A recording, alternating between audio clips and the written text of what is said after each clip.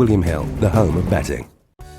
Breakfast with the Stars lived up to its billing this year, with classic contenders out in force at Epsom on Tuesday, headed by Derby favourite Golden Horn.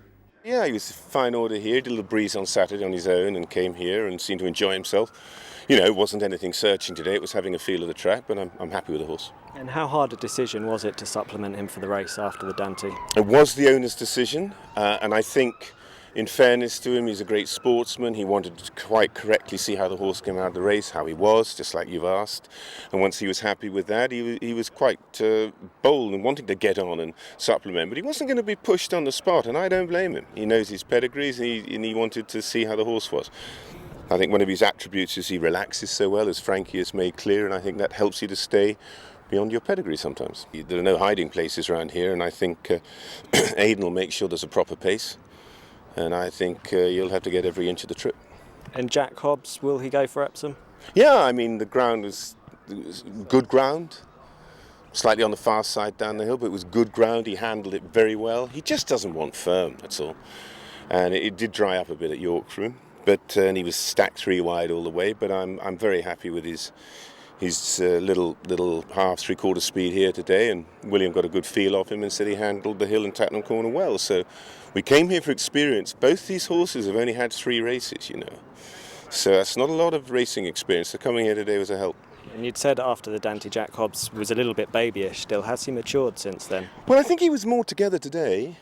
I admit it's not a race, but I like he seemed more alert and more on the ball today. But he's a big rangy horse, you know. He's not your perfect Epsom horse from the point of view of the old timers will argue he's got too much daylight under him. But you know, he's a very talented boy, and if we're happy with the ground he runs, if it dries up, we'll wait. Behind both Jack Hobbs and Golden Horn in the Dante was Elm Park, who also had a spin round Epsom's unique course. It was a nice bit of work. He travelled good in behind the lead horse. The lead horse with a nice, decent pace. You know, we sort of let him stretch coming down the hill. Came down the hill fine. He travelled good turning in, and you know, when I asked him to quicken, he quickened that well, and he was having a good look when he got to the front, and he got up out well as well. So I was pleased with him. Third in the Dante, what did you make of that run? That was a proper run. It was a proper trial. I think it was the best trial of the year. He got tired at the end, which he was entitled to. Really, it was his first run back. Don't forget, Golden Horn and Jack Hobbs, they both had a run this year, so they would have been a bit more fitter than my fella. But you know, it was a good race. My horse ran well. I think he'll come on a lot from the run from York. You know, so and like I said, on his piece of work, he felt a lot better than before. You rode Kingston Hill to finish second in the race last year. Would Elm Park be a similar type of horse? It could be. They're both very laid-back horses. They're both very, very easy to ride, which makes my job a lot easier. So yeah, they're similar types. Yeah. I was really happy with him this morning. He moved well and looks bright and happy. His weight's back to pretty much what it was pre-Dante. So he's been eating well and just looks in good spirits. And taking on Golden Horn and Jack Hobbs again? Yeah, well, we've got a bit of ground to make up. So I'm hoping that's the fitness edge that they had that day will be the difference. But it's still, you know, we've still got some distance to find. And I'm certain both the run in the Dante and the trip will bring around a huge amount of improvement to him. And you know, the 2 horses that finished in front of him in the Dante are high-class horses, no question, but there's a question mark over both of them getting the trip. We've got none. I just think we need to have a nice draw into the race and be in a reasonable position. But no, I think he's pretty versatile, really. An intriguing story in today's Racing Post. Sunbol, French prospect, and also Carpino, the German 2000 Guineas winner, possibles to be supplemented for the race.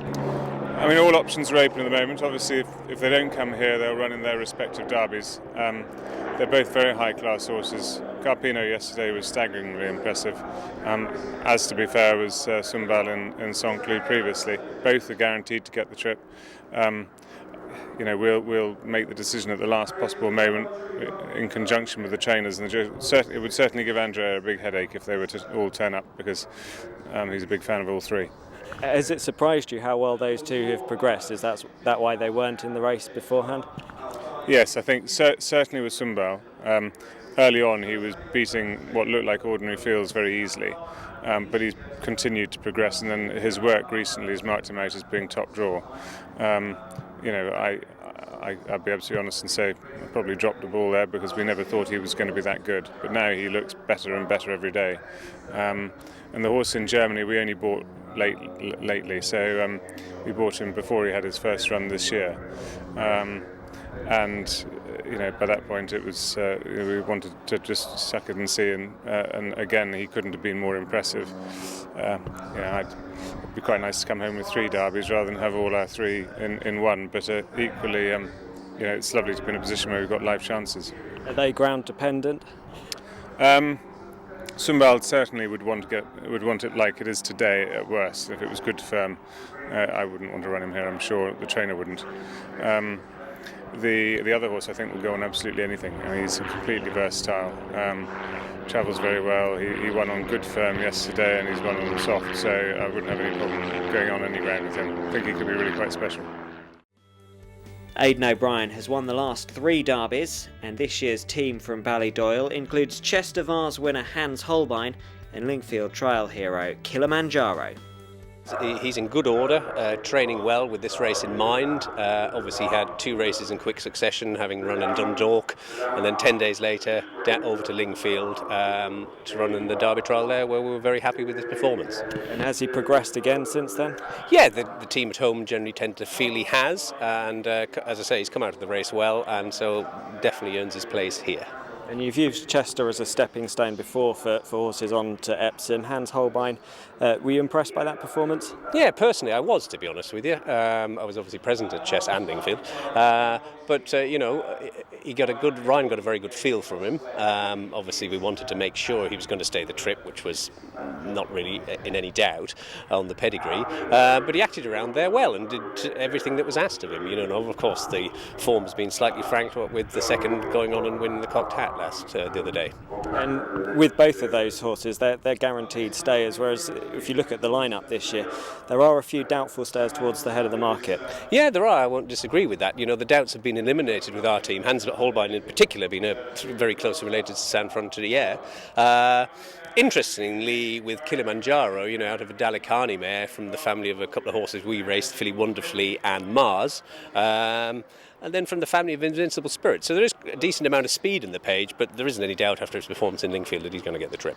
And the question is, will the Derby team be strengthened? Will Glen Eagle's lineup is found a possibility for the race? Well, as you can appreciate, Sam, those 2 horses have only just run in respective classics at the weekend, and therefore, their well-being, I'm pleased to report, is in good order this morning.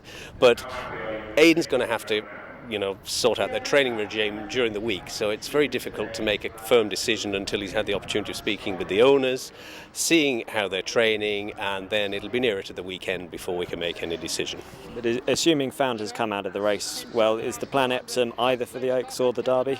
Yes, I think that's fair to say. I think come out well, she should turn up here for the Oaks, but we have to give the Derby serious consideration because we do have a stronger hand in the Oaks at this present moment in time. Unusual to run a filly in the Derby. We won't be the first to do it. Obviously in recent years Cape Verde ran in it and the race has been won 6 times nearer to the start of the century. But she's a good, tough, robust kind of filly, so you've got to consider the physical as well to handle when she's potentially mixing it with the boys around here. And an unusual move in that Coolmore's so keen on creating stallions and that the Derby is a race that creates stallions, to run a filly in that race? Well, it would be an unprecedented move for us, but it is indicative what that piece of wood over there means to the senior partners in the ownership of the horses.